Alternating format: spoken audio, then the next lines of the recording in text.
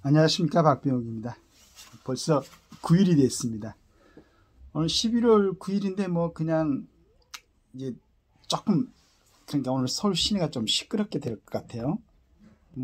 양쪽 다 지금 그 진보 진영이나 보수 진영이나 서로 국민들을 향해서 호소를 하겠다, 그렇게 하고 아마 이제 광화문을 비롯한 주변에 많이 모일 것 같은 예감이 듭니다.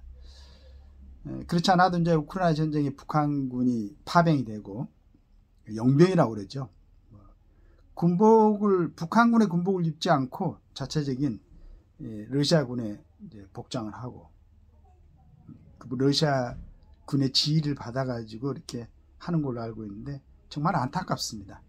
아마 그 맨 앞에 서가지고 상대 국가들의 어떤 총알바지가 되지 않을까, 그런 생각이 드는 정말로 안타까운 일인데, 제 개인적인 생각으로는 지금이라도 빨리 우크라이나 쪽이라든가 가가지고 심리전을 하든지 뭘 하든지 해가지고 우리 그 젊은 애들을 갖다가 좀 설득시켜갖고 우리나라로 데려왔으면 하는, 참 아마추어적인 발상이지만은 이제 같은 민족, 우리 18살에 20대 초반이라고 들었는데 그런 어린 친구들이 가가지고 남의 땅에서 명분도 없는 그런 전쟁에 투입돼가지고 목숨을 잃은 게 참 안타깝다는 생각이 듭니다. 그러니까 트럼프 대통령이 또 당선돼가지고 진짜 전번에 4년 동안 트럼프 대통령이 했던 거, 우리나라는 거의 정신을 못 차렸죠. 그냥 또 그 사람이 항상 푸틴하고 친하고 김정일이 좋은 친구다 이렇게 얘기를 해가지고, 그때 그 우리나라 대통령은 그 어떤 그 자주적인 또 독립적인 의견을 제시를 못하고 두 사람이 만나는데 심부름꾼 역할 정도밖에 못했던 그런 듭니다. 물론 전문적으로 이제 보신 분들은 또 다른 의견이 있겠지만은 참 이렇게 여러 가지가 겹쳤어요. 아까 얘기했듯이 우크라이나, 이스라엘, 중동 전쟁, 그 다음에 이제 트럼프 대통령 당선, 그 다음에 이제 우리 국내적으로 윤석열 대통령의 담화 및 기자회견, 이렇게 해갖고 굉장히 아주 그 신문지상에도 너무 여러 가지 얘기가 나왔고 우리처럼 비전문가들은 이해하기도 어렵고, 그래서 이제 한 며칠 동안은 정말로 이제 올리는 것도 참 주저하게 되고 이해도 안 되고 그랬습니다. 다시 우리 국내 문제로 돌아와서, 과연 광화문에서 오늘 이제 민주노총을 비롯한 43개의 어떤 지금 정부 단체라고 그러던데, 그 다음에 또 거기에 이제 대응해서 또 그 자유통일당을 비롯한 또 우파 세력들이었던, 과연 이 사람들이 외치는 게 왜 이렇게 극렬하게 반대편에서 할까? 그 원인을 제공하는 사람들이 있죠.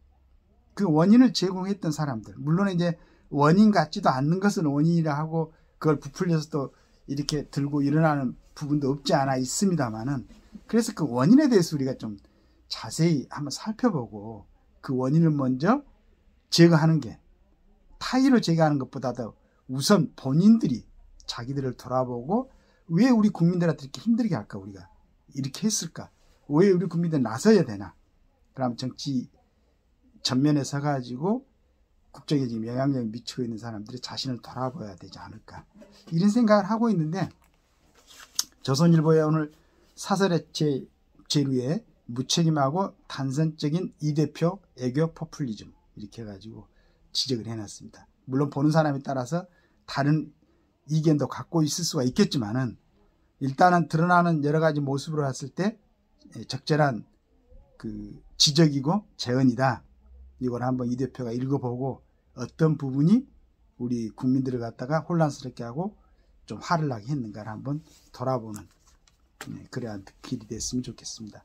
더불어민주당 이재명 대표가 8일 트럼프 집권 2기에도 평화를 도모하는 노력이 계속 이어지기를 기대한다고 했다. 이 말은 이제 트럼프 대통령이 1기에 우리 동북아에서 활동했던 부분에 대해서 긍정적으로 생각하는 거죠. 역사상 최초의 북미 정상회담을 통해 한반도 평화에 기여했다며 나온 말이다.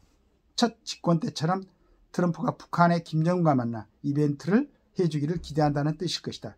이 대표에게 묻고 싶은 점은 그런 이벤트에서 한국이 무엇을 얻을 수 있다고 생각하고 있느냐다. 집권 1기 트럼프는 김정일과 2차례 정상회담을 했다. 미국 국내형 정치 이벤트 성격이 짙었다. 당연히 북한의 비핵화 조치로 이어지지 않았다. 그런데도 트럼프는 싱가포르 회담 직후 일방적으로 한미연합훈련을 중단했다.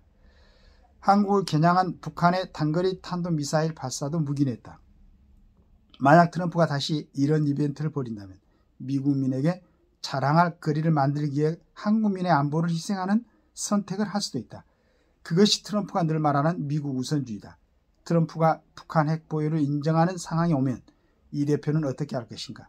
핵 없는 한국이 핵을 가진 북한, 중국, 러시아의 무방비로 둘러싸여도 당장 포석만 들리지 않으면 평화라 주장하며 좋아할 건가? 이 대표는 이날 트럼프 당선을 축하하면서 우리 정부의 애교 정책 기조의 전면 전환도 촉구했다. 세계가 무한 경쟁 시대에 들어섰다며 국익 우선 실용 외교가 절실하다고 했다. 그간 이 대표가 말해온 실용 외교란 무엇인가? 그는 북한이 러시아 편에 서서 파병한 후에도 우크라이나 전쟁을 남의 전쟁이라고 부르고 있다. 우크라이나에서 북한군이 현대 실전 경험을 얻고 러시아가 북한 파병 대가로 북한의 전투기, 잠수함, 미사일 기술을 줘도 남의 전쟁인가? 북한이 그 무기와 경험, 기술을 누구에게 쓰겠나? 이 대표와 민주당은 그 표적의 외라고 생각하나? 이 대표는 지난 3월엔 중국에도 쎄쎄, 대만에도 쎄쎄하면 된다며 그냥 우리는 잘 살면 되는 거 아닌가 라고 했다. 다른 나라들은 이럴 줄 몰라서 안 하는 것으로 생각하나? 그들이 구국을 지키기 위해서 수많은 선택 기로에서 고민하고 결단하는 이유가 무엇이라고 보나? 트럼프의 애교 정책 1순위는 중국 봉쇄다. 중국 제품의 관세를 60% 부과하고 시진핑이 대만 침공을 한다면 150에서 200%를 올리겠다고 했다. 한국에도 중국 견제 역할을 요구할 가능성이 높다. 우리 대통령과 처음 통화하면서 이미 군함 건조 수리 협력을 요청했다. 이 상황에서 이 대표는 중국에도 쎄쎄, 미국에도 쎄쎄 하겠나? 그게 통한다고 생각하는가? 국회를 장악한 정당 대표이고 다음 대선에 나서겠다고 대표라면 보면 보통 야당 대표는 달라야 한다. 특히 국내 정치가 아닌 애교 안보에서는 단선적이고 무책임한 정쟁 차원을 넘어서야 된다. 이렇게 이제 조선일보 사설에서 적어놨는데요. 이런 부분이 저는 그 이재명 대표가 그 중학교, 고등학교를 검정고시로 하고 그 다음에 중앙대에서 이제 법학을 공부하면서 해서 이제 고시에 합격을 했죠. 이게 그 기본적인 두뇌는 대한민국 사람들의 어떤 평균 이상이지 않을까, 지능은 그렇게 생각하고 있습니다. 그 다음에 성남시장도 했고 경기지사도 했어요. 행정 부분도 많은 경험을 했겠다. 그런데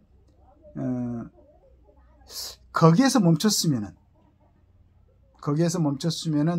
그 뭐 이제 성남시장을 하거나 경기도정을 하면서 여러 가지 문제들을 요거는 이제 뭐 법적인 평가를 받게 될 것이고, 그러나 국가에 전체적인 영향을 주는 대통령 자리에 대해서 관심을 두고 있다는 것은 국민들한테 조금 우려스러운 일이 아닐까 하는 생각을 합니다. 조금 더 공부를 해야 되지 않을까, 그런 생각을 하게 됩니다.